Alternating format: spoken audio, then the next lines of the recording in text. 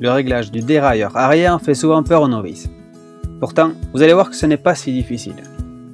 Les clés d'un bon réglage, le réglage débuté et la tension du câble. Allez, je vous explique tout ça, c'est parti. Un pied d'atelier, une clé de 9 ou une clé Allen de 5, un tournevis cruciforme, de l'huile.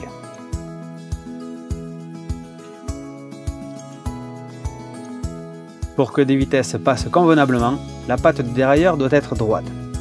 Un technicien cycle utilise généralement un dégauchisseur de patte de dérailleur. Cet outil se fixe sur la patte et compare l'alignement de cette dernière par rapport à la jante. Cependant, j'imagine que vous n'avez pas ça chez vous. Dans ce cas-là, contentez-vous d'observer depuis l'arrière du vélo que le dérailleur soit parfaitement droit. Si votre dérailleur semble tordu, faites dégauchir votre patte ou procédez au remplacement de cette dernière.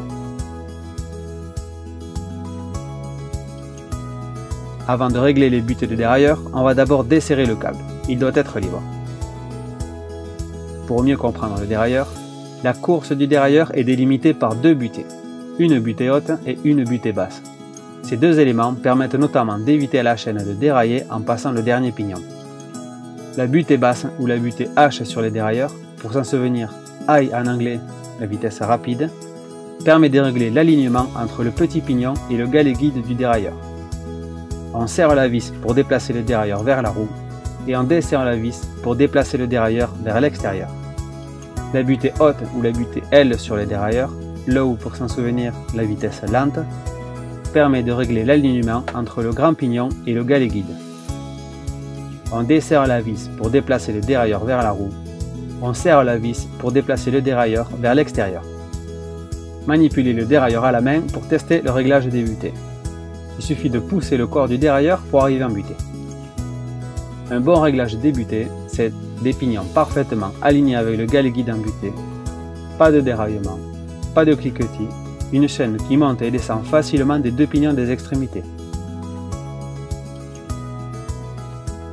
Avant de régler la tension du câble de dérailleur, je vous conseille de lubrifier votre câble. Un câble qui coulisse, c'est essentiel pour un bon passage de vitesse. Votre chaîne est-elle lubrifiée également? Si votre vélo est resté à l'extérieur et s'il n'a pas servi depuis longtemps, dégrippez également le corps du dérailleur avec du WD-40. Positionnez votre chaîne sur le plateau du milieu, si votre vélo est équipé de 3 plateaux, et sur le petit pignon. Vérifiez également que votre manette soit bien réglée sur le petit pignon également. Votre dérailleur ou votre manette de dérailleur est équipée d'une molette de réglage. Vissez-la complètement, puis dévissez-la de 2 tours.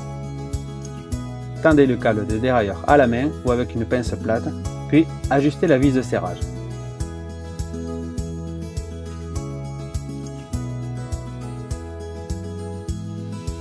Testez maintenant le passage des vitesses. Bon à savoir, pour un bon réglage de dérailleur, il est nécessaire de positionner le vélo sur un pied d'atelier ou de suspendre votre vélo. On ne règle pas une transmission en retournant votre vélo au sol. Sur des vélos indexés, un cran de manette doit correspondre à une vitesse. Pour ajouter ou enlever de la tension de câble, vous utiliserez la molette de réglage. Passez les vitesses une à une du petit au grand pignon, puis redescendez. Si les vitesses ont du mal à passer ou ne passent pas à chaque cran, ajoutez de la tension grâce à une des molettes. Si plusieurs vitesses passent à la fois ou si les vitesses ont du mal à redescendre, enlevez de la tension.